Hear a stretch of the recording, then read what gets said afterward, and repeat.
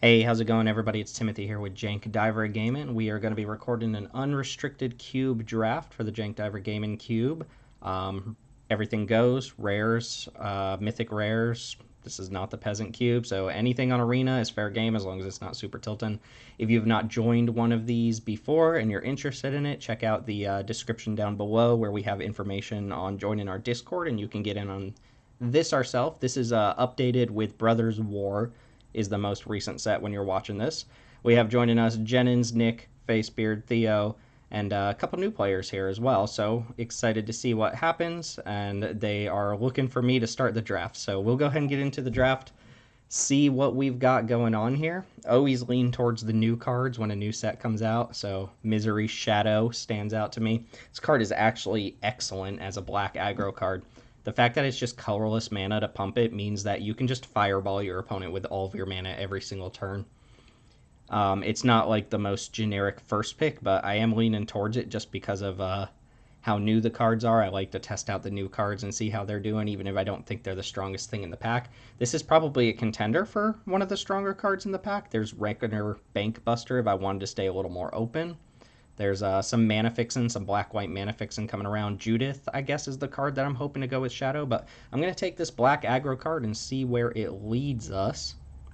I do love me an Omnath. I think I'm going to follow up with Evolved Sleeper and just cut black to the left here. There's also Luminarch Aspirant, which is just an absolutely absurd 2-drop. This is the normal version of Luminarch Aspirant, so it triggers on combat, not the end step, which I believe is the Alchemy version. There's quite a bit of just decent like curve filler green cards going on here. There's a Karlach, which is a pretty good red aggressive card, but I'm going to take the Evolved Sleeper and hopefully don't get super cut out of black here. If there's an avenue to take like Luris or end up mono black, we'll do that. And if mono black just doesn't look like it's going to pan out, we'll go ahead and move off of it. Pack 3. Again, decent stuff, nothing that's screaming to me that I need to move into a different color. Could take Embercleave. This is a good finisher for aggro decks if we thought we were going to be exactly Rakdos. I think I'm leaning towards just Heartless Act. Keeps me in black right now. I don't have to make a decision on a second color. This is just a good Doomblade. We got another good Doomblade with Go for the Throat, which was not previously on Arena, so having Go for the Throat is kind of nice. There's also City Stalker Connoisseur, which is an excellent mid-rangey type card. But it looks like we want to be a little bit lower on the curve for now. And a lot of blue-black kind of stuff going around. We're drafting with, I think, 1, 2, 3 new people plus a bot, so I don't really know what to expect out of a lot of the, draft preferences from the other players in this pod. We'll see what happens. As long as the black keeps flowing. It's stopping a little bit here. There is Inquisition of Kozilek, though, which is just an excellent discard piece for any sort of black deck. There's also Rite of Oblivion, which is really good if you end up specifically black-white and you have a couple extra tokens. I don't know that I'm black-white yet. There is a Rakdos land. I think I'm going to take Inquisition. Again, I want to send the signal to the left that you're not drafting black. Stay out of black, so that pack 2 I just get completely hooked up. Even though it looks like the people to my right who are passing to me might be taking a little bit of black here. There's cards in every color floating around right now, though, so there's not like a clear, definitive signal on what is or isn't open. There is an Elvish Mystic going 4th pick here, though. Let's take Inquisition. Follow up Inquisition with Swords of the Plowshares. This is just power 9. This is power 9, baby. That's exactly what that is. For us, it is. Adeline is also just honorary, super powerful. I don't even know why it's honorary. It's just a really good, super powerful, aggressive threat. Swords to Plowshares is incredible, though. Best removal spell in the cube. Possibly argument for being the best card in the cube. I'm going to take Swords, which pushes me down black-white. There were a lot of black-white mana fixers in that first pack, so we'll see if we get that back. Looks like I'm holding up packs as well. The curse of talking about things while you're trying to draft. Ophiomancer, Kalitas. I think Kalitas is the better aggressive card, and Ophiomancer is the better sacrifice card, and it looks with Sleeper plus Shadow. I just kind of want to be super aggressive. Kalitas also rewards me if I pick up more Doomblade type cards. And there's a red-black land. I'm going to take Kalitas. As much as I love Ophiomancer, I don't think I'm doing the sacrifice thing quite yet. Here's a Voldaren Bloodcaster, which is a good black aggressive creature. I'll go ahead and take that. Also Kaito Shizuki. Kaito Shizuki, if I hadn't taken the swords, Kaito would be interesting. But I did pass like an Ashiok and stuff like that, so it's going to be contested. Vivian going late. Elite Spellbinder could also be a really good disruptive pick. But I'm not married to white right now. It looks like I'm marrying myself to black pretty hard, though. Restoration Angel, with not much to go with it. Murderous Rider is probably going to be my pick here. I think it's pretty obvious Murderous Rider. It is nice that even though it looks like somebody else is drafting black, I'm still getting a lot of, good black here. Faceless Agent is a curve filler card that you can always put in a deck if you need to, but we'll take Murderous Rider. Black-white lands came back. Judith came back. Nested Shambler, more of a sacrifice card. Evolving Wilds as well. So, Moment of Truth, do I take Judith? This is a pretty good sign that no one's in Rakdos specifically. Or do I take a black-white land to go with my Swords to Plowshares? I'm really tempted to take Judy and just put Swords on the sideline for now. Or I could just be as low to the curve as possible and have good mana fixing. No one took black-white lands or Judith. There was a red-black land in this pack as well that could wheel. There was an Omnath too, and Omnath always throws a wrench in the plans. Someone ends up taking it. I think I'm just gonna take a black-white land. I might get the Rite of Oblivion back here. There's a Luminarch Aspirant on the wheel as well. This was the pack that had like Explorer and Abundant Harvest, so people moving into green. We've got a good black-white aggro deck here though. Embercleave coming back. Also Ashiok. Someone took the blue-black land. Didn't take Ashiok. Eater of Virtues, a decent aggressive card. It's a Bone Splitter, but I think it's actually worse in black because you don't want to exile a lot of your threats. I'm going to take Embercleave over Ephemerate. Ephemerate's not doing much here. I'll be really sad if I end up specifically black-white or black-red and I passed on Judith. Rite of Oblivion is a good sign, though. Hellrider and Falconwrath Pitfighter. I could take Baffling End here. It's looking like I'm not going to play red. Looks like we're just black-white. I'll take Baffling End. It's fine. And Portable Hole, also Inspiring Vantage. Alright, well, we got a lot of removal. I think this is a pretty good start to a pack, or to a draft. Just black-white aggro. Not quite black-white aristocrats, although we could potentially move into that. I think we just want to be super aggressive. I like Recruitment Officer. It's a good Savannah Lions. There's Cult Conscript. Again, sacrifice cards. Sanguine Brushstroke, sacrifice card. Woe Strider, sacrifice card. A lot of really good black 3-drops, though, so I don't feel like I need Woe Strider. I might just take the Officer here. Look to curve out on people super hard. Good Mana Sink as well. I've got a lot of those. Shadow Evolved Sleeper. I'm going to take the Savannah Lions. It's new. I want to see how it performs. A lot of good cards in this pack. Shatter Skull Smashing is excellent. Molten Impact is excellent. Greater Henge, or the Great Henge, is really good. Consider as another cantrip. I just realized that maybe my face is in the way down here. Is my face in the way down here? If so, sorry, I'll try to adjust that for later drafts down the line. Oh, there's the green-white package for whoever wants it. Also Gallagreeters in the pack.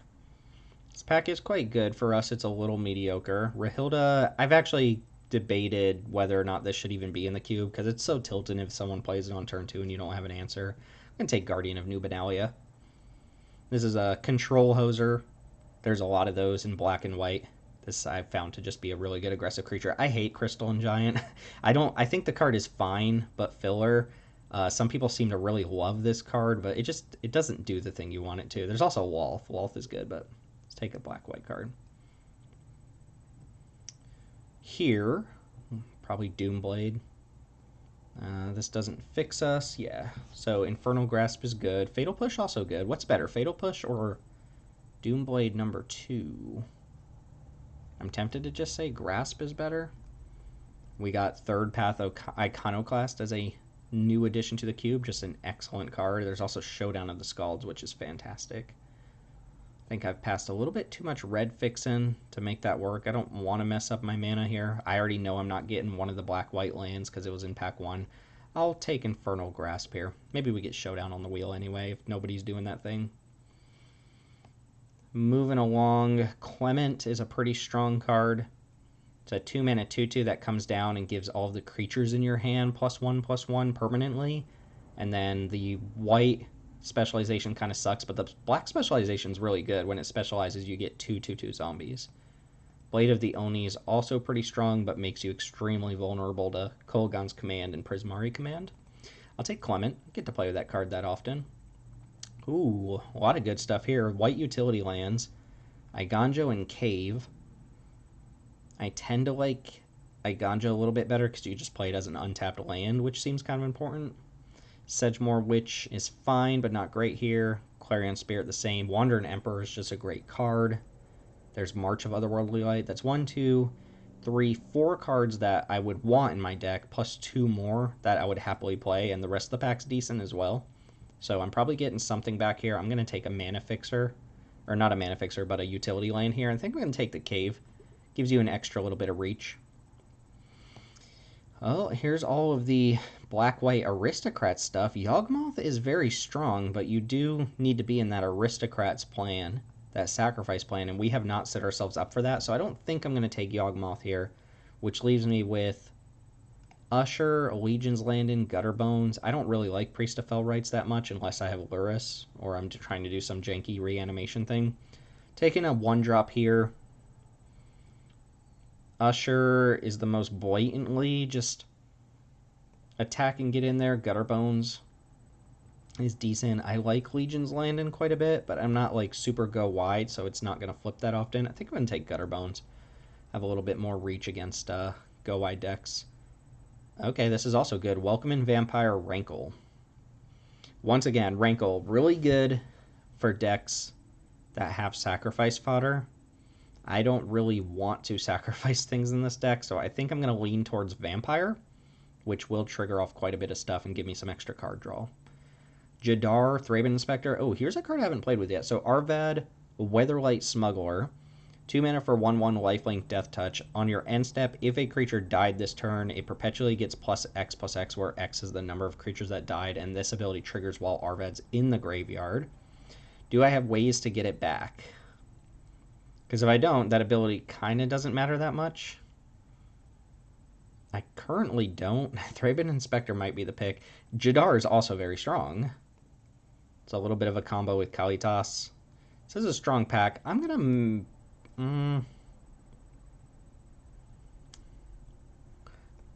to try this one out. I will try out Arvad. This is not a Wrath of God deck. We get the Cult Conscript back. That's probably better than the Blood Artist, right? It's probably better than the Blood Artist for this deck. I could be wrong about that. Fateful Absence versus Crystalline Giant. I'll go ahead and take this. Probably better than Baffling End. Showdown of the Scalds with no mana fixin. We didn't see any black-white fixin in that pack. Blade versus the 2 1-drops that can protect things. Selfless Savior is just okay here. Probably want more 1-drops though, but then I'm really going to need to prioritize black-white fixin. It says 21 cards already. I do like Blade of the Oni. I'm going to take Dauntless Bodyguard over Selfless. Yep, all black-white stuff came back. I don't think Sedgemoor Witch is really going to be that good for us. A lot of our removals, just not even instants and sorceries. Take March of Otherworldly Light, followed by Priest of Fell Rites, which could be good with Arvad, versus Savannah Lions. I'm doing good on Savannah Lions. I have 4 of them. I'm going to take this Priest. And then Shovel to the sideboard. Alright, pack 3, do your thing. What am I looking for here? Black-white fixin. I will snap black-white fixin over pretty much everything. I've already got 24 cards. I'm already making cuts. Deck looks solid.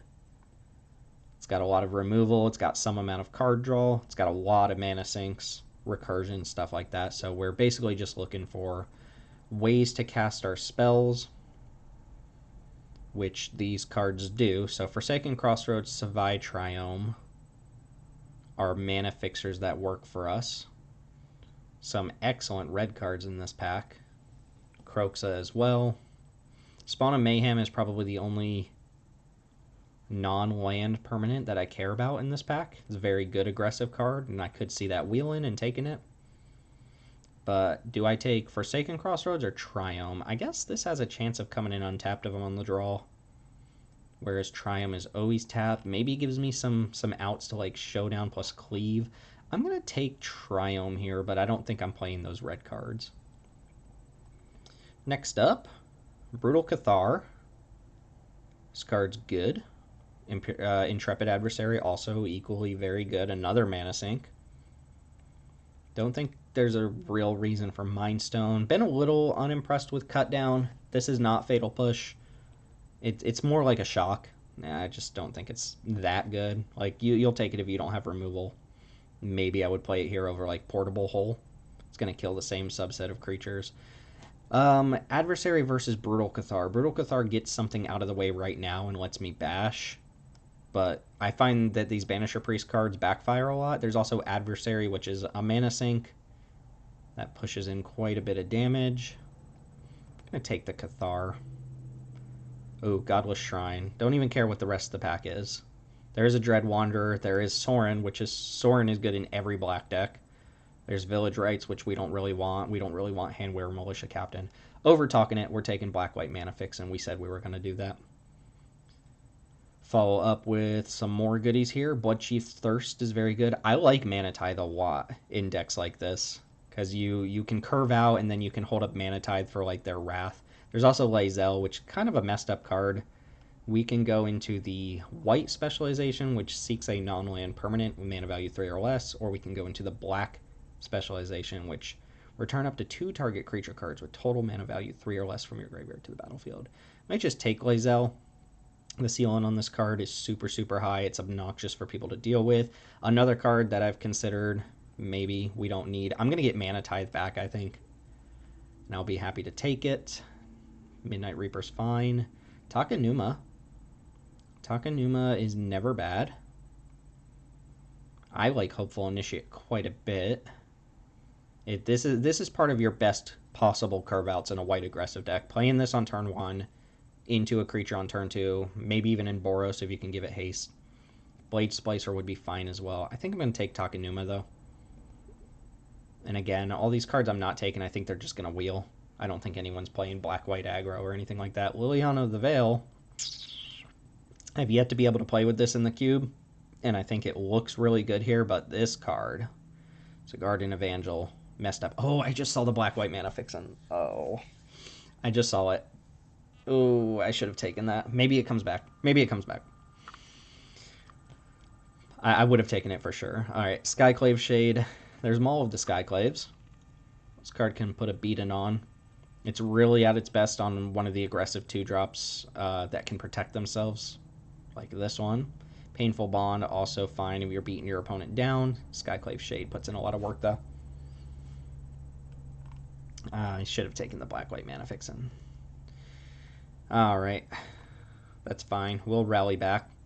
Predatory Sludge, very good grindy card in the removal-heavy decks. Which we're not actually like super removal heavy. We've got like 3 kill a creature type things, and then the rest are exile. I'll keep a Reckoner Raid. It's fallen off a little bit with every set, but this card is fine. Skyclave Apparition I don't want here. With Brutal Cathar, I don't want too many of those effects.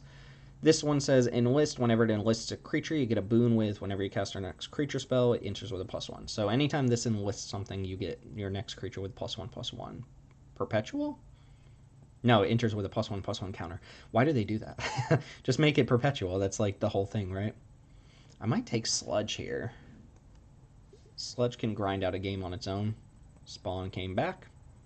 All of this red. Wow. Kolaghan's Command is gone, though. All of that red is kind of alarming. I'm going to take a Day of Judgment and remove it from the draft. Take a Dread Wanderer. Take a Bashed... I could take a Settle just so I don't have to play around Settle. Bastion's going to be a little bit weak in this deck, I think. Also, red-white mana fixin'. Are we getting anywhere near Showdown of the Scalds? I guess I can get got by Settle. Maybe we play a match where we just want Showdown. Hopeful Initiate. I'm hoping I get that black-white land back on the wheel. Yes! Yes. All right. I don't deserve that, but I'll take it. So we got all the black-white fix in, with the exception of the Isolated Chapel, which was in the same pack as Concealed Courtyard, which we couldn't have taken anyway. So, black-white aggro. This is 32 cards, somehow. With some mana fixin'. We're going to have to cut down quite a bit here. Anything that just immediately stands out is like, nope. I'm just going to go ahead and trim real quick. This is a lot of 1-drops. So we're going to be weak to sweepers. We're going to be weak to sweepers. I don't know about this Arvad. I'm going to cut this Priest. I'm going to cut this Bafflin End. Rite of Oblivion. Still think it's pretty good. March of Otherworldly Light I can probably cut for now. Fateful Absence I can probably cut. What does that leave me with for removal? Swords to Plowshares, 2 Doomblades, Murderous Rider. I've got Brutal Cathar to get something out of the way. I think I'll be fine on removal. This is 27 cards. I like my 4-drops. I'm probably going to cut 1 or 2 of these 1-drops here. Maybe Cult Conscript. Is Cult Conscript better or worse than Gutter Bones? Probably worse.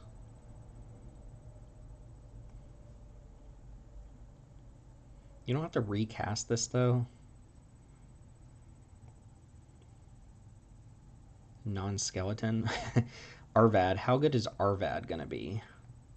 I mean, if I just curve out and I can kill my opponent's creatures, Arvad's going to be great. But I think this card excels when you can get it back from the graveyard.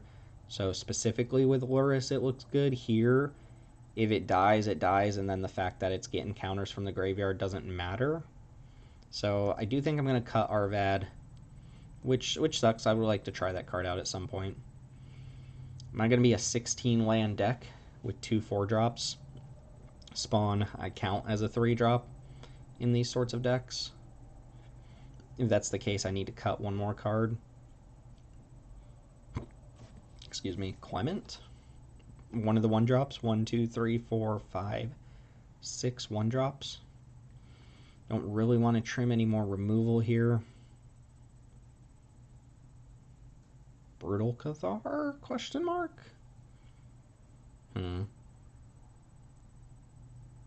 Recruitment Officer. This gets mana value 3 or less, which is everything from this point down. I don't think I'm going to run out of stuff to do with my mana. What would you all cut here as the final cut? I do think I'm going to play 16 lands, which means I probably want to cut something on the top end. I guess I could cut Brutal Cathar and then bring it in against people who aren't removal heavy. If you play Brutal Cathar against like a red-blue tempo deck, it's just so easy for them to shock this or something and get their value off their creature. It is very good in like the creature smashing into creature mashup. Pretty good against green, where they don't have quite as much removal, but anything that plays just a lot of removal, Brutal Cathar can be a bit of a liability. Same with Skyclave Shade. Still a good card, but I do want to trim from the top here, I think. So this is going to be my deck, black-white aggro. And I think decisively aggro, not aristocrats or sacrifice. So there we go. This is what we're going to play. I'll go ahead and import it into Arena and all that stuff, and then I'll join up with the rest of my players and see what's going on. There is a bot here. There's a chance that we end up with a buy or something like that, but we'll address that when we get to it. Thanks for watching. I hope you enjoy this sort of content. If you want to come in and draft with us, we do these events, the Unrestricted Cube, on Sundays at 7:30 Eastern Standard Time. And you can win gems. It's completely free of charge to enter, and if you're in the top half, Matcherino, who we're partnered with, pays out to the top half in Arena gems. So just free gems for coming and playing Cube. About as good as it gets. But this is what we're going to play. We'll give it a whirl here in a little bit. Thanks for watching. I'll see you all in match number 1. All right, we are here for match 1. We're against Theo, which probably means I'm going to lose. Lurrus. You have Lurrus. So what he has to be either mono white or mono black. There's no way he's black white. I guess we'll find out. I'm going to put money on mono black Lurrus. We'll see how it goes. Yeah, he probably ended up with all the blood artists and stuff like that. We'll see how it goes. We'll see how it goes. Got a good hand here. Man, really just took my Lurrus, didn't you? That's kind of kind of upsetting. Hopeful Initiate into Luminarch Aspirant's pretty good. You can put counters on the Initiate. Knight of the Ebon Legion. So mono black? Yeah, mono black. That's what we guessed, right? Yeah, we guessed that. Alright, do I want to get an attack in this turn or set myself up for the not evolve trigger? What is this called? Trainin'? I'll get in the attack this turn. Opponent's kind of incentivized to kill Aspirant anyway, which means I get the value off of this. Red-black Lurrus. Right, you can play this in non-monocolor decks, of course. Obliterating Bolt's a new one. 4 damage exile, pretty strong. I do get to play turn 3 Spawn of Mayhem, though. They're going to have a Kolaghan's Command in their deck. Spectacle that bad boy. Alright, I had a really good start. Let's see if Theo's got the sick Rakdos removal suite, though. Cool lands. I think I missed my opportunity to get these. They look awesome in person, by the way. If you can get a foil of these. Does mean you have to, like, buy infinity packs. But I'm hoping since we used Obliterating Bolt on the 2-drop, we don't have another deal for on the Spawn of Mayhem. I also have some of the Doom Blades. So I'm hoping Spawny Boy just kind of gets there. Demonic Tutor. Okay. Demonic Tutor is power. This is power 9, y'all. This is what power 9 looks like in our cube. It's Demonic Tutor and Swords to Plowshares. What are we fetching, though? What are we fetching? I don't know. I'm going to get, I think, a big hit here. Unless the... What do we probably fetch an answer? Okay. Yeah, just... against another all kind of removal deck. I do have Takenuma, though. I'm going to keep up Murderous Rider, I think. I don't want to play Savai Triumph. I want to cycle that. So I think I'm attacking, just passing, playing the Plains. And then I'm just going to assume that Theo probably just tutored for an answer to Spawn of Mayhem.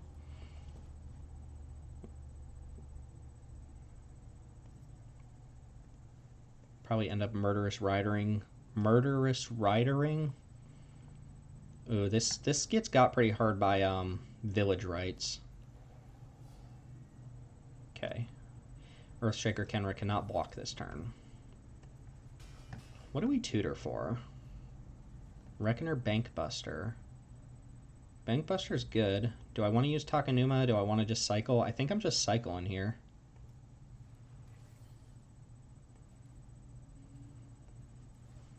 Looking for more threats to put on board. Ooh, well, this is not what we wanted to see. We did not want to draw 8 lands. Bankbuster. Alright, we'll go ahead and jam. I could Takenuma back Hopeful Initiate and just play it. Sorry, my mouse is being really bad.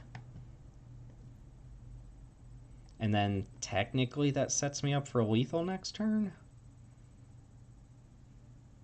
There's no way we tutored for Bankbuster or Kenra, so we tutored for like Glorybringer.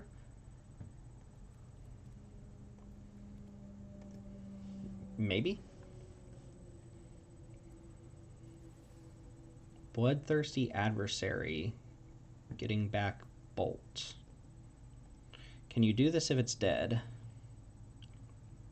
You may pay blank, then exile up to that many instant or sorceries with mana value. Okay, so we're going to get back Obliterating Bolt. Well, that is all well and dandy. Still don't know if that's the card we tutor for or not. Okay, so here comes Bolt. Just have to let that happen, unfortunately, and then we're crewing Bankbuster, I assume. And I'll probably have to Murderous Rider this Bankbuster. Yeah. I am gonna grow this Knight, unfortunately. But that's what we do. Because I'm only taking 3, but I'm dealing 2 to myself. Wow. Okay.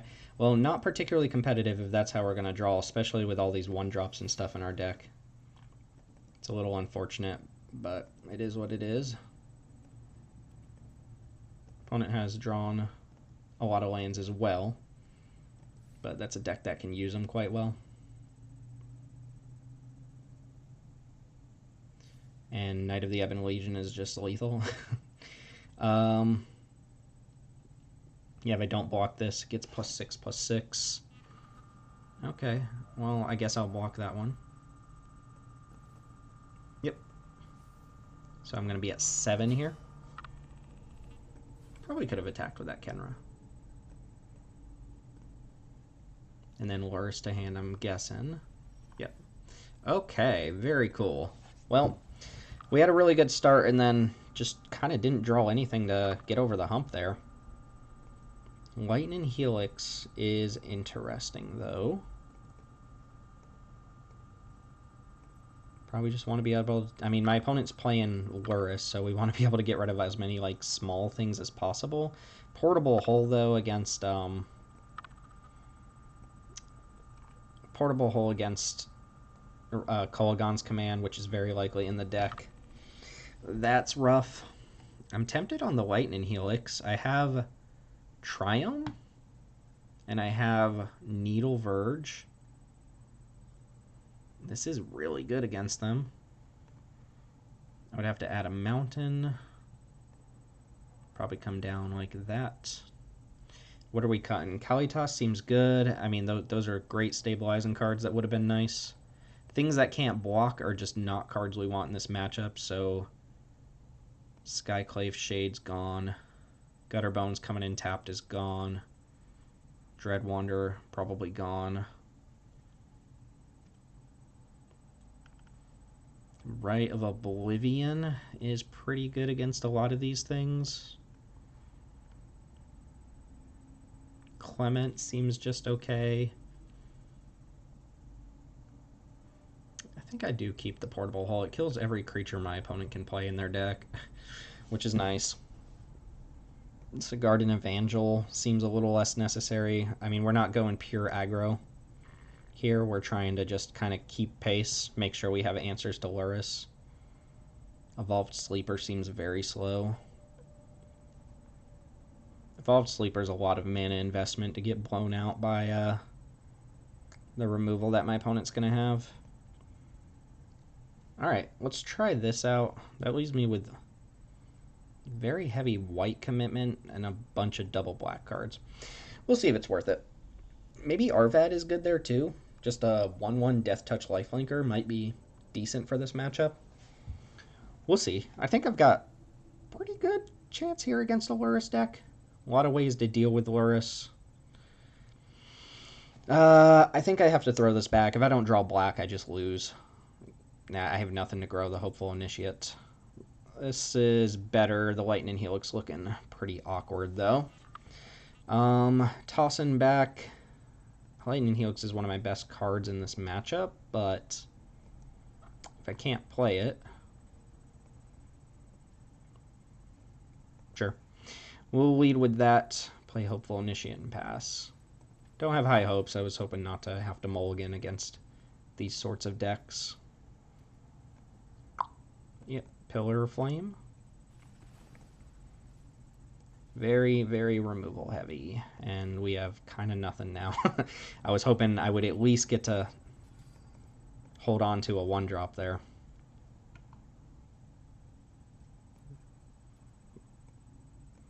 Removal spell. Blood Artist. We'll hit that with a Portable Hull. Alright, Bloodcaster is a good follow-up. Maybe they take the block, who knows? Alright, Rakdos Command for the W. Bloodcaster might be able to help if the game goes long. Might also just eat a Obliterating Bolt here. Okay, Shambler, Dragon Rage Channeler, no land, or tap land? Is that a Xander's Lounge? It is. Okay. Decent stuff. Infernal Grasp looking pretty weak against these cards specifically.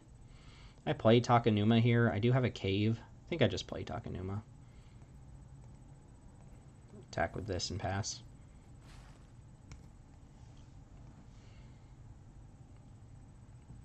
Dragon's Rage Channeler is excellent. You probably got Judith as well. Don't Rakdos command me. Shatter Skull Smashing for 1/1. That is the best Shatter Skull Smashing I think I've ever seen. Just Infernal Grasp this Dragon's Rage Channeler.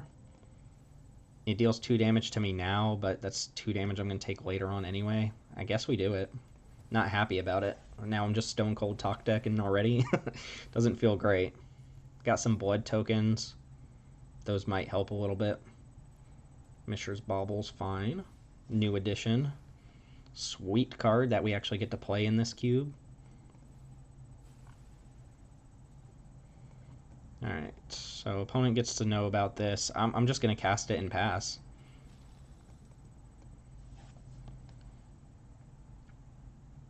Not sure there's much of a reason to like cycle that away with blood or anything.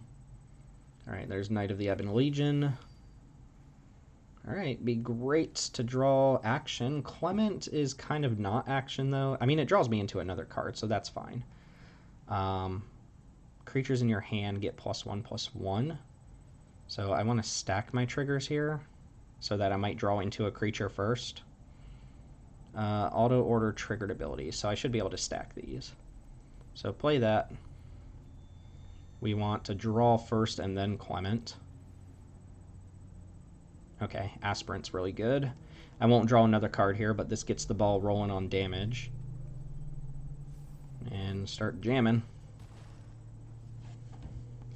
Clement moving into the white side is actually relevant in this matchup. It's the worst specialization, but it becomes a 3/3 lifelinker.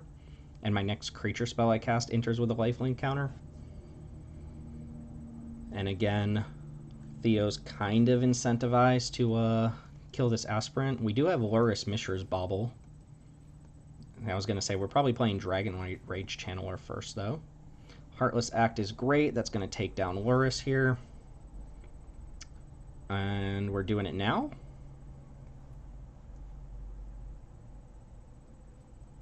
This becomes a 3/3 that makes 2 zombie tokens.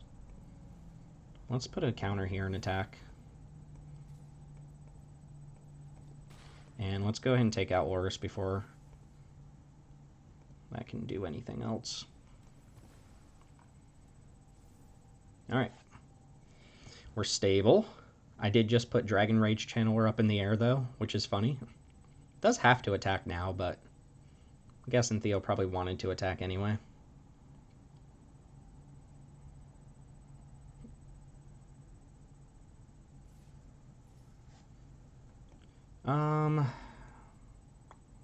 I guess I'm not going to block. We pump some amount of mana into this. I take 3, 4, 5, 6, 7. Knight gets bigger. Knight gets bigger even off of not pumping it. Bloodthirsty Adversary is going to play Pillar or Fatal Push on Luminarch Aspirant.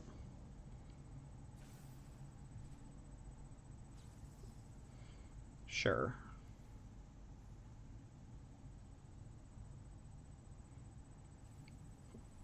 Rahilda to the graveyard. Yep. Ebon gets bigger. Alright, so this is a good example. I think I just want to make the zombie tokens now, right?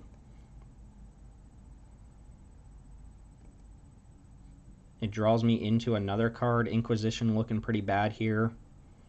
Because Clement's going to... Let me just make sure I'm reading this right. So the black specialization. When this creature specializes, create 2/2/2 zombies. And it becomes a 3/3.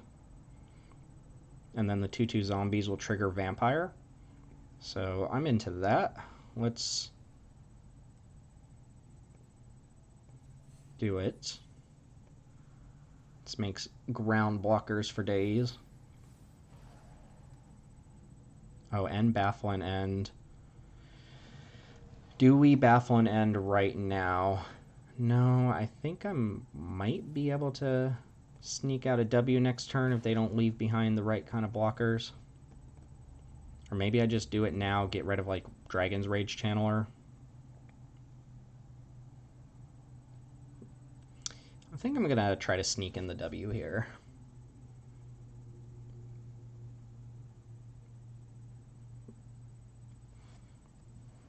Four, 5 is going to be hard for red cards to deal with, not necessarily hard for black cards to deal with. But I feel okay about this matchup right now, or particularly this game. Okay. So if I put Clement in front of Knight of the Ebon Legion, that forces him to use some amount of mana. I could do like this.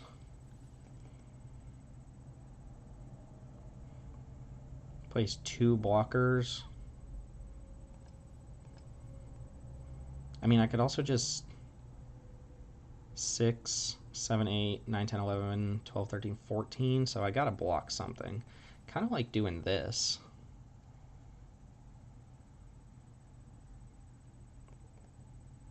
And then use 3 mana on that ability.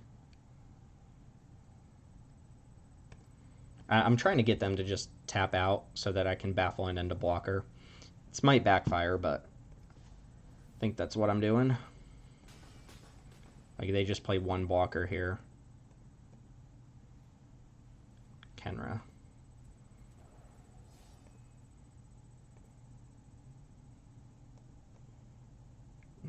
Does look like they have a 1 mana spell of some sort in their hand.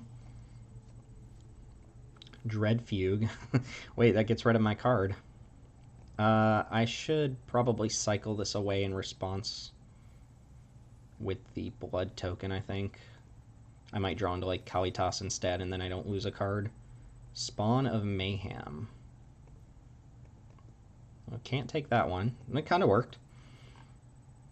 Okay. Predatory Sludge. So I attack with this, I play Spawn, block, block, block, take 3, and hope that they just don't draw into anything. They kept a card on top with Earth Shaker Kenra. Could also just try to go for the win by pitching a card here. I think I'm going to do that because I don't think I'm playing the Sludge here. And I can play Spawn regardless. So if I draw a removal spell, I can just win. No such luck. Let's put you to 1. And I will play Spawn of Mayhem, which kills them automatically on their turn. I'm probably just going to block with it, though, to be honest. Alright, let's see what you kept on top. It is very feasible to die here.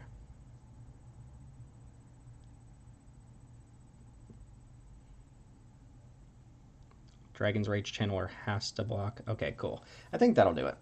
So this blocks here, this blocks here, this blocks here, take 3. And then we get them on the crackback. Very cool. Wait, do they keep a land on top?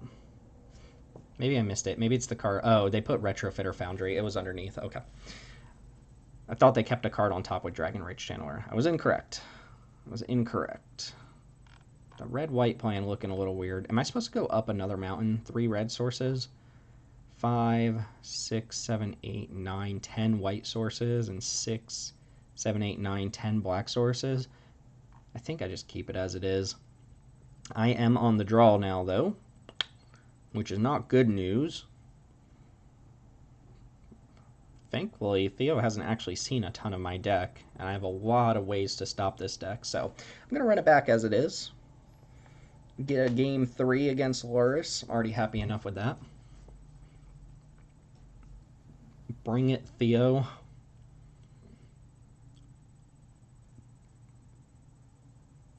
Is that... Oh, I was going to say, is that no Companion Loris? I have to mulligan. And we keep this. Putting back Infernal Grasp. Man, this is really good. I think Portable Hole is just better than Grasp in this matchup.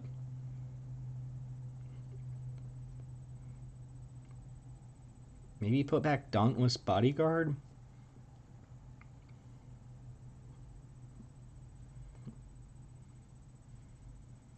Man, mulliganing with the Guardian of New Benalia is especially gross. Yeah, my opponent has a lot of threats I don't necessarily want to use Infernal Grasp on. Alright, we'll see how this goes. There's Knight. Let's go ahead and just hit that with Portable Hole, I think. I could get Dauntless Bodyguard on board first. Get some damage on board. This card's not going to do anything until at least turn 3. Den of the Bugbear is a good one. Yep. Take the hit. And again, could play Guardian of New Benalia here. Clement's also decent. So going Clement this turn lets me go Guardian plus Portable Hole next turn.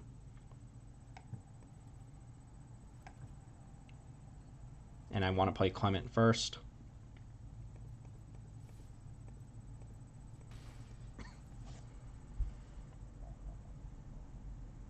Also, depending on what we draw, we might just want to flip Clement.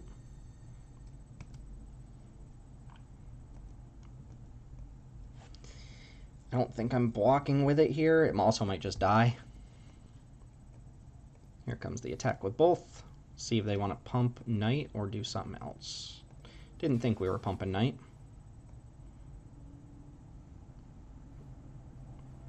Hangerback Walker. I hate it. Okay, Heartless Act can actually cleanly kill that. I kind of want to go... because they're going to invest mana into this. I can Heartless Act to remove the counters from it. I don't want to run out of answers for Lurrus, but I think what I'm going to do here is go Plains, Guardian, Portable, Hold this Knight. Attack with Clement. What does the red specialization do? 2/3 double strike. I could become the red version there.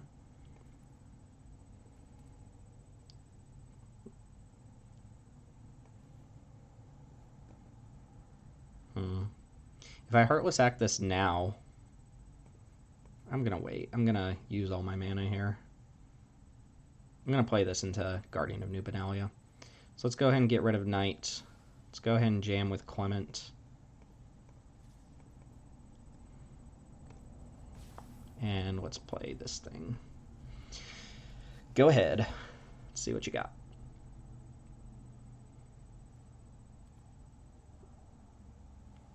Okay, so we got Lurrus. Currently nothing in graveyard. Oh, Misery's Shadow against Hangerback Walker is very good.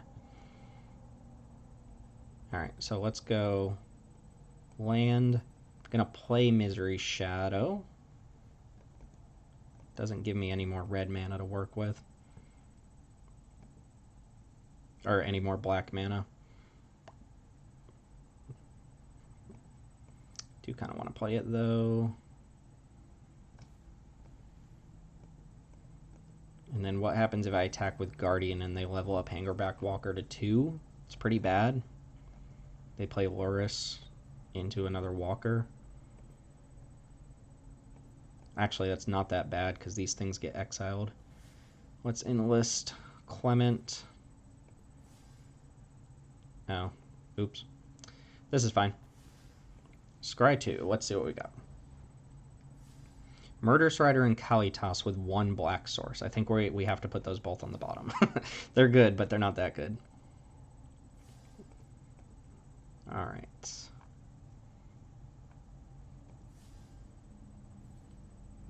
Earthstriker Kenra does get exiled here.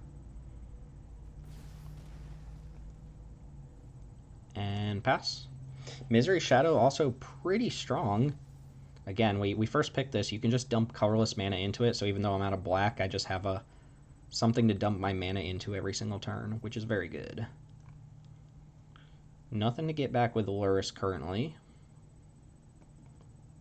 No way we see attack with Den of the Bugbear.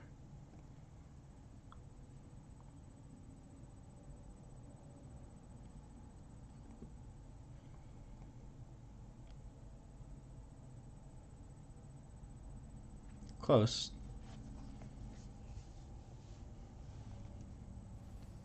Shatter Skull Smash in for 1 on Dauntless Bodyguard.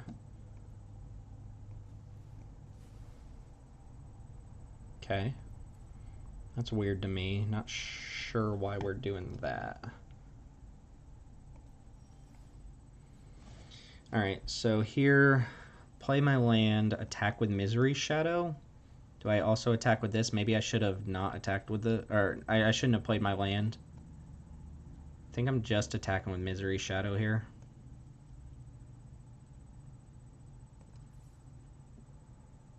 Yeah, I shouldn't have played my land. Because then I could discard it to the Guardian.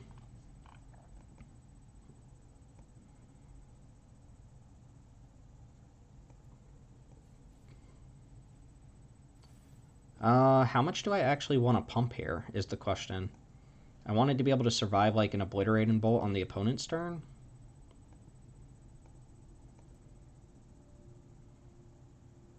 But I also want to push in a bunch of damage if I can.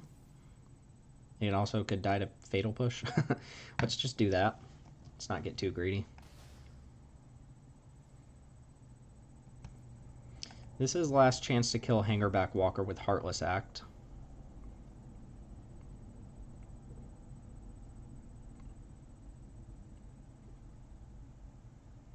Maybe I should just do that now, but then I'm at the mercy of whatever these cards are. Again, Lurrus isn't doing anything. Do you think Hangerback Walker is going to be a little bit of a problem? Okay, that was also exiled, which is nice. I am 1 mana away from activating Cave, which is why I played the land last turn, but it might have been wrong. Oh, my opponent can't play Lurrus. I just realized they don't have double black. Alright, let's just jam here with both. I could enlist, but this spreads out damage a lot better. Alright, this looks like a blocking Den of the Bugbear, which is great for me, because I get to just eat it with my mana. I will play Voldaren Bloodcaster. I didn't realize this whole game that my opponent didn't have double black.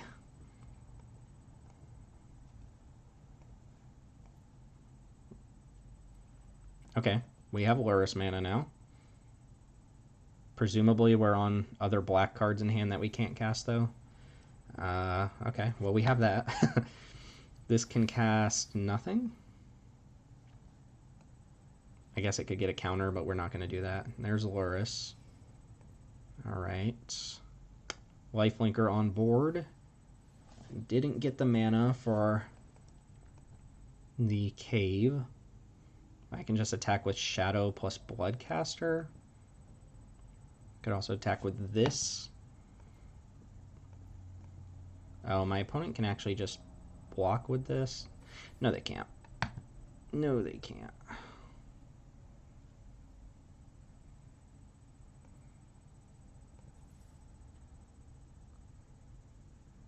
Alright, I'm just going to jam.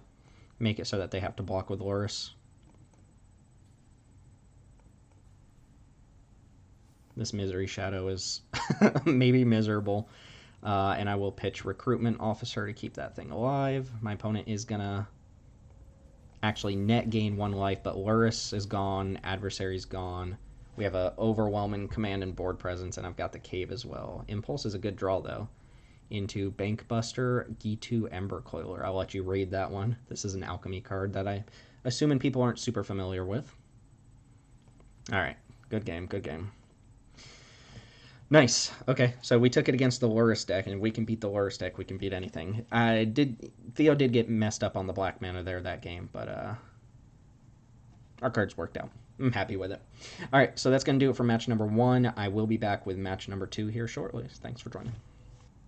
All right, we're back for match number 2 against Facebeard McBeard. He's been on the channel before. I will play first, and we'll see what we're up against. Did catch the tail end of Facebeard's game. He's on kind of green ramp, green-white. Maybe some splashing going on there. This hand's pretty mediocre. Rite of Oblivion could be good against an early mana fixer or something like that, though. I'm going to keep it. I'm not going to bold a 6 on this. It is pretty bad to not draw these 1-drops when I have so many. I'm sorry, I don't have a fancy emote. Once Upon a Time. Banned card. Too good for whatever format this is banned in. Spar's Headquarters. You got it. Alright, Misery Shadow. I am going to play Clement first. Just pumps up the shadow, right? Let's get this Concealed Courtyard out there. And Clementine. I'm expecting a mana dork here. I saw quite a few of them when I was viewing his last match. Alright, Wolf Willowhaven is one of the ones you can't quite deal with. I do get to play Shadow into Evolved Sleeper here, though, which is nice. Argument for just specializing? That might actually just be better. Go specialize into black, hit for 3, play Evolved Sleeper. That gives me sack fodder for Rite of Oblivion. I think I'm going to do that. That seems actually quite a bit better. I suppose I do have to discard a card, don't I? Ah, the Swamp. This is not a black card. In that case, why don't we hold off? Why don't we hold off? I should have played Plains. We made a mistake. I don't know why I was thinking I could specialize into anything with this, but it's fine. We get to hold up the specialization. Alright, Ulvenwald Oddity is smashing. I can smash back. Alright, so I don't really want to go into white with Clement. Unfortunately, I'm locked into that. I could just go... Let's get some damage on here. Level this up to 3. Hit for what? 10 here? Hit for 9. Kapow. Opponent untaps with 5 mana. I suppose I could just Clement discard this. I still have access to it, but I probably want to just cast this for 2 mana to keep up with whatever big green thing comes down. Elder Gargaroth, for example, is a big green thing. Alright, so here...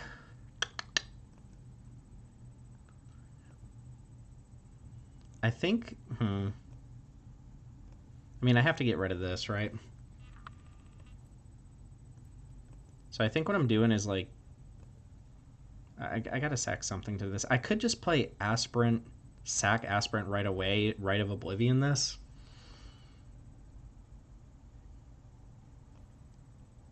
Huh.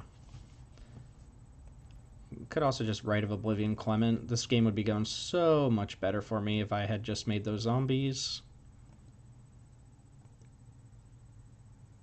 It's clear we get rid of this. It's unclear what else we do. I could sack Evolved Sleeper. I could sack Clement and just get this thing going. I think I'm going to sack Clement here. Keep the Evolved Sleeper around. Okay, so let's do that. Let's do this. I'm going to exile that, sacrificing Clement. And then I'm going to put a counter on Shadow and attack with Shadow with the ability to pump it once. Like that. Alright, you're up. Sacking a real creature there for Rite of Oblivion, but we have a backup Rite of Oblivion here. Opponent does have Kogla in their deck, which can come down and eat something. Oracle of Moldai I'm not as worried about. Especially not hitting a land off the top. Mountain. Handwear Militia Captain. Triggers on upkeep. What are we doing here? Just continuing to go in on the Shadow. I could draw a card with Evolved Sleeper. Could also play Kalitas. And then start benefiting from my opponent's creatures dying. That feels pretty good. My opponent would have to lose at least 2 creatures to trade with Misery Shadow here. Could attack with Evolved Sleeper as well. Yeah, I think we're going to go wide. So the Evolved Sleeper, I lose the ability to start pumping out draws, but it turns into a zombie if it dies and it trades for anything. It has a death touch counter on it.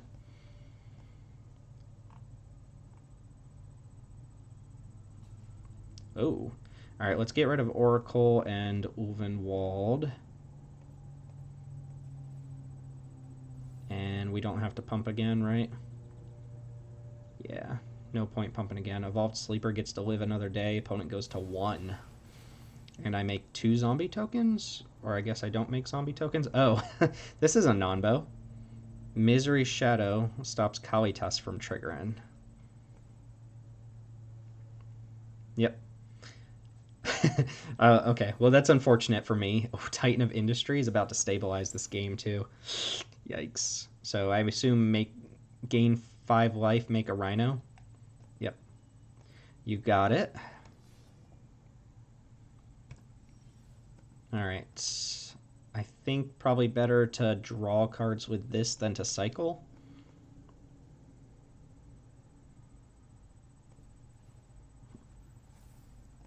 Okay, Skyclave Shade's pretty good. I don't get to attack this turn. I guess I get to attack with Evolved Sleeper. And then this one actually makes zombies if it dies, and it either trades for Titan or trades for both of these or eats a chump block. I think that is probably fine. So let's put a counter here to make it so that it doesn't just trade with Rhino. And let's attack. Titan of Industry blocks. It will get exiled. Do I want to draw one more card? I don't think so. And I think we're playing Shade and not playing Triome. Sets up the Rite of Oblivion next turn with the Shade, which I can just get back. Settle the Wilds. Do you get a 7-drop? No. Okay. No other 7-drops. That played out pretty well. I would say we're probably well positioned on the play here against green. I just basically need to deal with the mana dorks. This is where I think the Brutal Cathar is really good. Aside from Kogla, there's not a lot that deals with it. The question is, how much of this stuff do I want to bring in? I could see bringing in like March of Otherworldly Light. Although this doesn't scale well against the big threats, whereas like Fateful Absence does. I don't mind having like the cheap creatures like the Skyclave Shade and stuff because my opponent's not trying to aggro me out necessarily. I think Brutal Cathar is very good in this matchup. I'm skeptical of something like Portable Hole. I think my removal probably matches up well against what my opponent's got already, that I don't need to redo the removal suite here. I do... God, Misery Shadow. All-star MVP. Good little Nambo with Kalitas. Everything kind of looks good. The Guardian of New Benalia is less useful here. Still very good, though, at punching into green creatures. Predatory Sludge. I think I'm going to leave Fateful Absence out and find a cut for Brutal Cathar.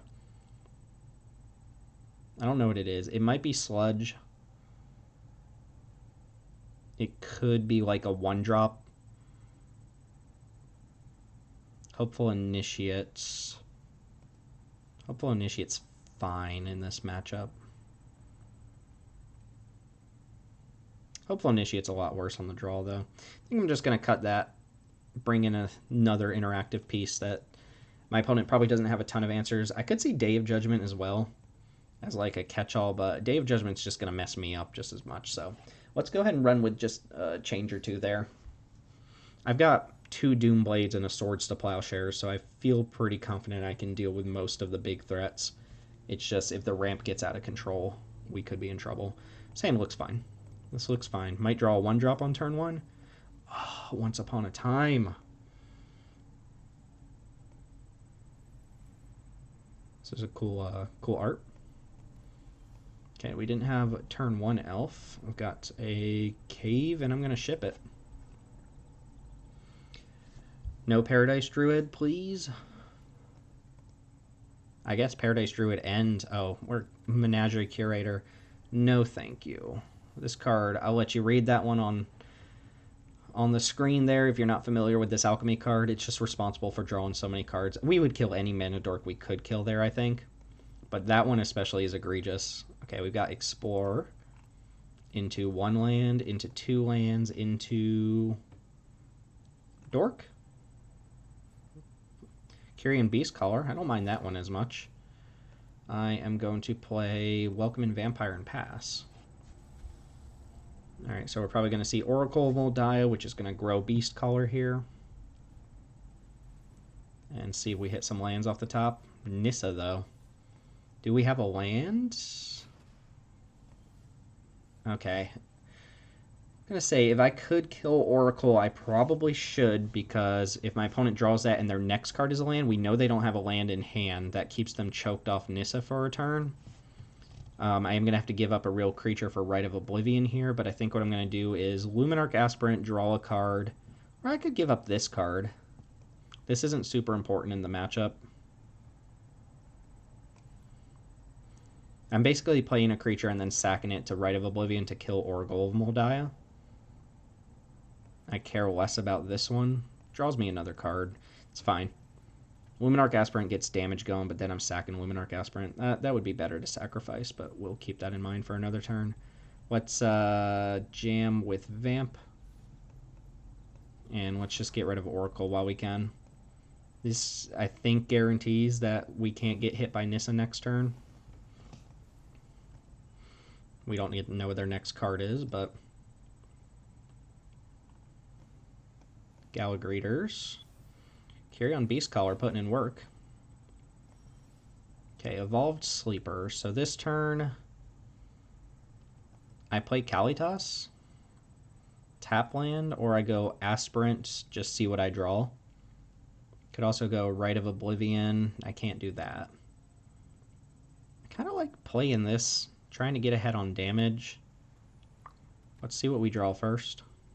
Swamp. This costs 1 to upgrade. I could go Boom, Boom, Boom. Or Boom, Upgrade. Go, Vampire. This Triome actually seems kind of important to get into play, doesn't it? Like, we're going to need a lot of mana, I think. So why don't we just play some dorky dudes here. And pass it, see what you got. Did we hit that 5th land for Nissa? I will have to fight over Nissa. You can't just leave Nissa unattended. That being said, Kyrian Beastcaller is coming really close to killing me. Ooh, Darien as well. Alright, that's going to make a treasure token almost 100%, right? King Darien's a nice addition to Selesnya. You can actually attack with both creatures here. I think I just throw away Evolved Sleeper. They did have the 5th land, chose not to play Nissa. I'm going to throw away Evolved Sleeper, keep my life total above 10 here.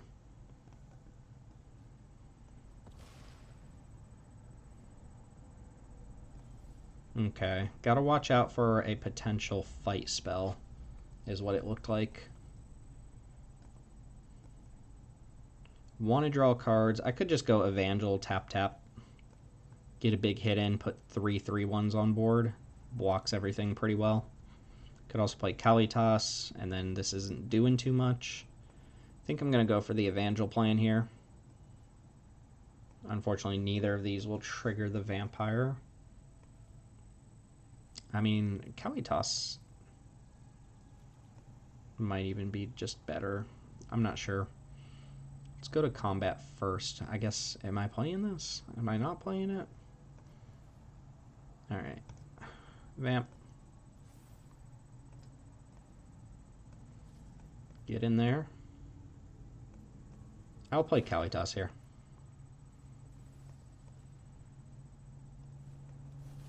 Alright, go ahead. Do your worst, opponent. So King Darien can sacrifice to save tokens. Opponent doesn't have any tokens on board yet. Let's see if Nissa comes down here. Kalitas brick walls the Nissa tokens pretty hard. The Great Henge. Great Henge into Nissa. Okay. Well, we got our work cut out for us now. Actually, that does make 4/4s, doesn't it? 4/4 vigilance creatures.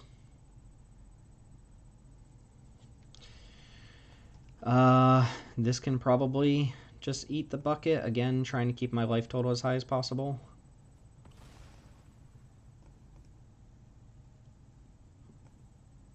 Eat the bucket? Did I just say eat the bucket? What's my plan here? I go activate Cave, kill Nissa. My opponent's doing pretty well for themselves, though.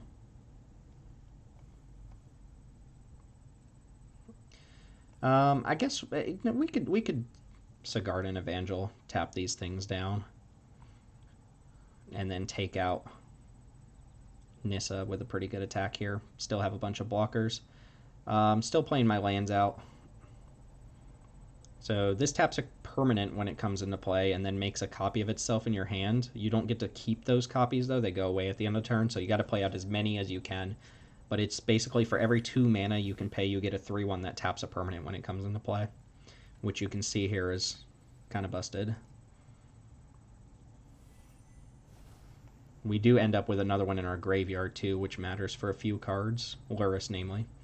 Tap down King Darien. Let's go ahead and take care of Nissa. My opponent still has a ton of mana and card draw now. Tap. Oh, this is +1 counter. +1 counter goes on Kalitas, right? So I guess I have to do this awkward thing. Maybe I should have put the counter on Aspirant so I could just attack with those two. That's fine. Let's go ahead and eat Nissa here. Cuts off the double mana. My opponent still untaps with 8 mana. Alright, and then the Evangel in my hand goes away.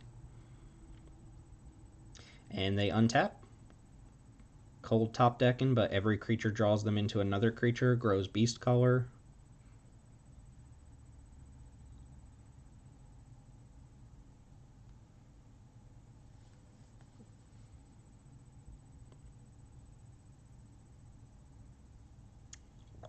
Something to think about, potentially.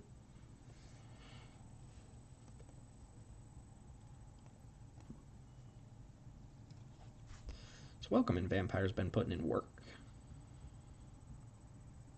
Kind of all the cards have been putting in work. Alright, there goes Beast Color. So Kalitas stops the Beast Color trigger, I think. Whenever you're... when it dies, so if I double block it, it doesn't get to distribute counters, and I just get a zombie. I hope I'm not running into Inscription of Abundance, but I just get a zombie token. My opponent's probably thinking they get counters there. Alright, Swords to Plowshares is good. Let's play Bodyguard. This is going to protect Kalitas. And draw me a card. Skyclave Shade is good as well. I think I'm going to go Shade and then Rite of Oblivion Henge and then just try to win with what I've already got. Put a counter on Vampire. Just keep the Vampire big. So we're going to go attack, attack. If they go for some sort of multi-block, I will either sack a zombie to grow Kalitas or use the Dauntless Bodyguard. And I think I actually want to kill Galagreeters. This puts me up another zombie token.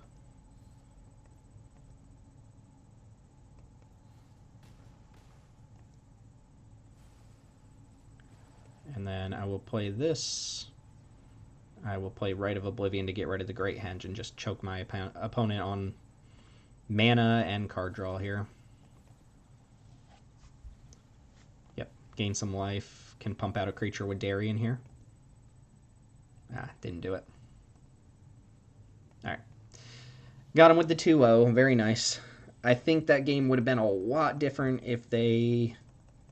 I guess they didn't have an opportunity to hit that 5th land with Oracle of Moldiah, but if I hadn't had an answer to Oracle and they drew Nissa and had a 5th land, we probably would end up losing, because then they turb out the Great Henge and they have Nissa going without me pressuring it. But we had some removal spells. It's nice to have some removal. But that does it for match 2. We should be playing for the trophy here in match number 3, and I'll see you there. All right, we're back. This is match number 3. Opponent's taking a mulligan. I don't really know what Jennings is playing. This hand looks bad, but Inquisition plus Misery Shadow if I draw a second land, and all of these white cards if I draw a white land, makes me want to keep this, and I'm going to do it. I'm feeling lucky here. Any land off the top, well, most lands off the top let me play. That was indeed a land off the top. A green deck? Another green ramp deck? Do I Inquisition or I just play a 1-drop here? I think I'm going to play a 1-drop, and then next turn I go 1-drop plus Inquisition, and I'll play one that hits harder. Maybe there's an argument for playing Inquisition that turn so that Clement gets maximum value off the creatures in my hand. Alright, we have Incubation Druid. Let's look at hand and see if we need to Swords to Plowshares that. Glasspole Mimic and Essica's Chariot. That is a Swords to Plow shareable card. That being said, oof, that Chariot's going to come down next turn. Can I beat Chariot right now? I think I can maybe beat Chariot with Swords. I think I'm going to Swords Incubation Druid and just keep them off Chariot for a turn. They have no play next turn unless they draw a 3-drop, obviously. I guess they have Lair of the Hydra, and I would happily trade for a Lair of the Hydra. Here I'm going to go Clement into Hopeful Initiate, which messes up training, but that's fine. I will gladly take the block there. So Clement, White Source, Hopeful Initiate. Pump these things.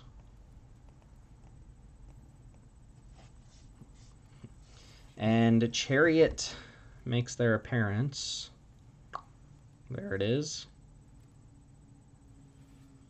Gutter Bones. Alright, so we didn't really draw anything to follow up with, which is unfortunate. So I think we're just playing like Gutter Bones, Shadow, Pass. I could also just flip Clement here, because I can get Gutter Bones back at some point. Could then jam it into some creatures, let one of them get eaten. I think the fact that I can get Gutter Bones back means I want to just do this. You can only specialize at sorcery speed, by the way. So I could toss a creature away here to grow my Hopeful Initiate. Also get this thing in if I wanted to. And just hope opponent doesn't notice that Hopeful Initiate can blow up Chariot.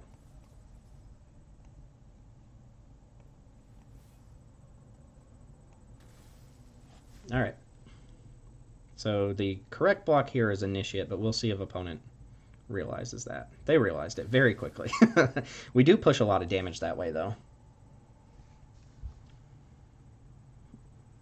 I think they're Simic. Oh, I guess we took away their blue source. I didn't even think about that. We just Inquisitioned our opponent's blue land out of their hand. I don't know if that's hurting them at all. Doesn't seem like it. Oh, we got just a Gem Razor. Just point blank Gem Razor. This card is absurd. So Misery Shadow can attack for 7 here. Probably just eats a cat. They could block with Chariot plus Gem Razor. Okay, I'm super cool with that because I don't even have to use mana to pump. Play Lae'zel.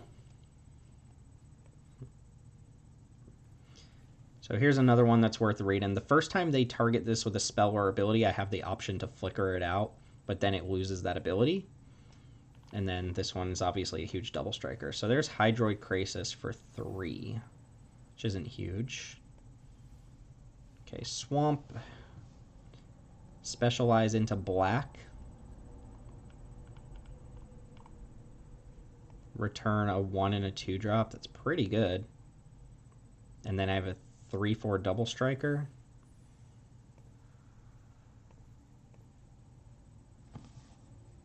That gets back Gutter Bones and Hopeful Initiate. So this attacks, this attacks. My opponent can eat some things. I think we're just going all in here. We're just going to try to outpace them with creatures. It looks like it worked. Their creatures eventually are better than mine, but if we just go wide enough, it looks like we're good. Against another kind of green-based ramp deck, again, Brutal Cathar seems pretty good. They have Essica's Chariot, which is very good to know about. What did I take out last time? The Sludge. And I think I kind of want to do that same exact thing.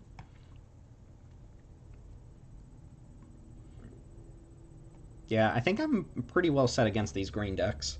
I have the clear removal answers for them. I probably can't beat the best ramp draws. And that's fine. We don't need to. They just won't draw their mana when it works. This is a much more reasonable open in hand. I like it quite a bit. We have Initiate. I am going to play Officer, though. Okay, Servant of the Conduit, and I don't have the answer for it this time. Well, I do have the answer, but I think I'm not going to use that here. Let's go Wanderer plus Initiate, and the reason I'm doing that instead of Bloodcaster is that the Wanderer is a much better thing to sacrifice to Rite of Oblivion if they just play like Chariot here or something like that. Right on cue. Okay, let's get rid of Chariot.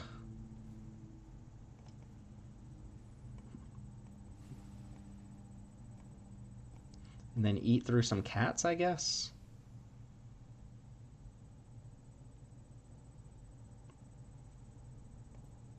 Yeah, gotta eat through them eventually. Double block the Initiate, I assume. Yep. Alright, that happens. We'll play a tapped Cave and pass. So my board's not looking great. Incubation Druid.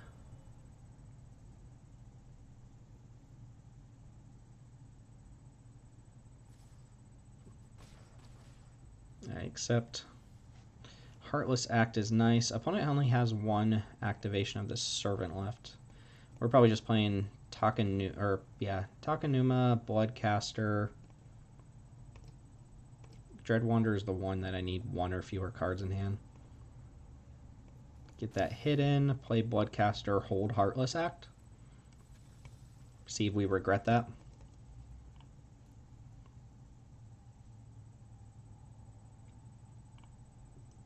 Maybe they just go for the activation on Incubation Druid, and then I can blow them out with the Heartless Act. Voracious Hydra. This is why we kept up a removal. Oh, it doesn't work. It doesn't work. Okay. I could remove 3 counters. That makes it a 2-3. Still doesn't get it done. That's unfortunate. Should probably use this Heartless Act, though. Cat's coming in. Cat's not coming in? Okay, so this took 2 damage, right? This is a 5-6. Yeah, so even removing 3 counters now doesn't do it. It would be like a non-Heartless actable creature. Let's go ahead and just kill Servant, I guess. Swamp. So I could Oblivion, Rite of Oblivion this Hydra. Could also go ahead and get some things on board with the Evangels, and then play the land and pitch the last one to the blood token. That seems good. Only gets me in for 2 this turn, but it's what I got. It's a nice little use of the blood token. Meow.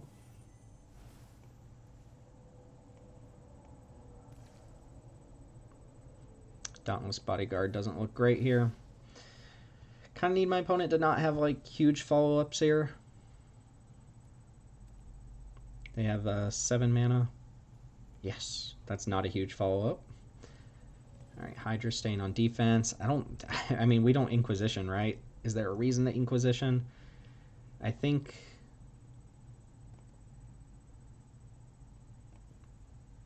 could start recruitment officering. Seems kind of useful to have that ability up. I should get rid of this because then I can attack. Okay. I will just sacrifice the Dauntless Bodyguard here to the Rite of Oblivion. Get rid of this Hydra. And then just jam in with my creatures. Maybe I don't want to attack with Recruitment Officer, though.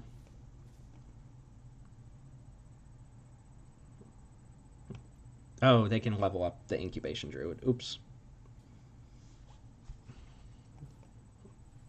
So, bad attack. I probably should have just not attacked there. That's okay. Worm Coil. Okay. You got Wormy. Do we have an answer off the top for it? We do not. Are we necessarily dead right away? Probably. Could activate Cave to block. Guardian Shade. I will cast this thing and pass. Worm Coil's about to eat me up for lunch. I like Swords of Plowshares and stuff, though. Let's block here. Discard Inquisition. Opponent gains 6. I take 3. And Vivian. Okay, I think that's going to just about do it. Infernal Grasp is not a great answer for Worm Coil. Alright, I think we're going to pack this one in. Pack that one in. Heartless Act really hurt us there, actually. The fact that it couldn't hit things with counters. We don't take it out, obviously. It hits almost everything else. But it doesn't hit this. It doesn't hit Voracious Hydra. We would have rather had anything, basically. I will bring in Fateful Absence. I will... Day of Judgment? It's pretty bad against the Walkers and Wormcoil. Probably bring in this March.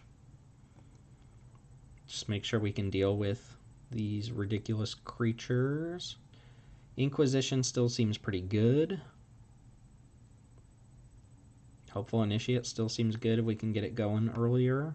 Heartless Act? Do I take Heartless Act out? I mean, it kills the Mana Dorks. Probably don't take that out. Brutal Cathar still seems pretty good. Opponent didn't have a ton of removal. Fateful Absence for Heartless Act. I'm going to keep that out. Do I want March? Maybe I just have enough answers. And we just didn't really get there on them.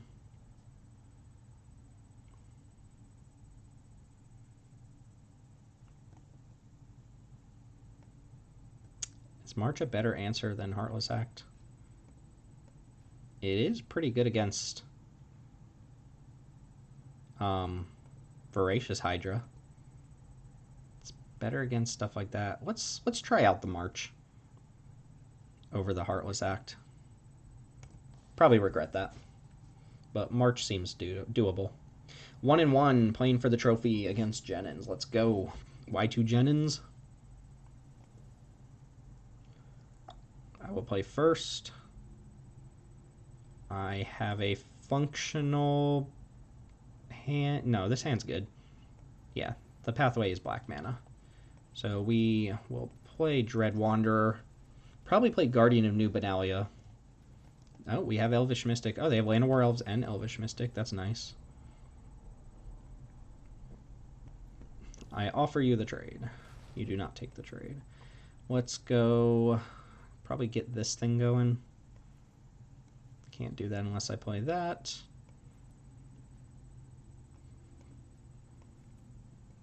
I already don't know what to do. Getting this going early seems important. Alright, we'll play these. And then Luminarch Aspirant can set me up with the Hopeful Initiate. Uh-oh. Did we keep a one-lander? Oh, we kept a one-lander. Okay, let's take advantage of that. So what we do here is level this up to 2. We put that on this. We attack. That gets a counter. And just push this damage while opponent doesn't have mana. Alright. See if that Fateful Turn put him back far enough, though. Well, you have mana. Okay, Dork into Dork. We have stuff. Where am I putting the counter? That's the question. So I put it on Aspirant itself, or I put it here, attack 1, 2, 3, and then anything's a double block, and just don't attack with Aspirant. Because I can level up Evolved Sleeper.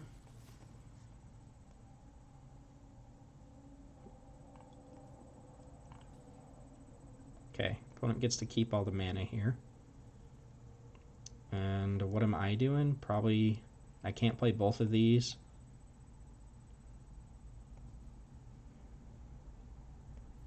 I've already leveled this up once. So I could go 1, 2, play Recruitment Officer. That just seems fine. Do this. Yeah, I'm going to play Recruitment Officer here. Get the damage in now. Still have a play. See what happens. Lair of the Hydra coming in tap there for the opponent. I mean, they have 5 mana, but they have to tap blockers for anything, really. Would Essica's Chariot do it? I don't think so because of the Hopeful Initiate. Questing Beast. Yeah, that leaves opponent dead on board, right? Oh, 100% dead on board. Alright, got it. This Garden Evangel card, by the way, is nasty. From the original batch of Alchemy cards that everybody was super crazed about. Doesn't matter where I do that. Boom, turn 5 kill against an opponent who kept a 1-lander. That looked like a pretty good 1-lander, though. Like, you just need to rip the second land. We did the same thing, right? We kept a 1-lander and just drew a plains off the top. You do take that risk sometimes, especially when you have the mana dork. I don't think my opponent made a mistake. It looked like they had multiple shots with Elvish Visionary, too, so... We take the trophy.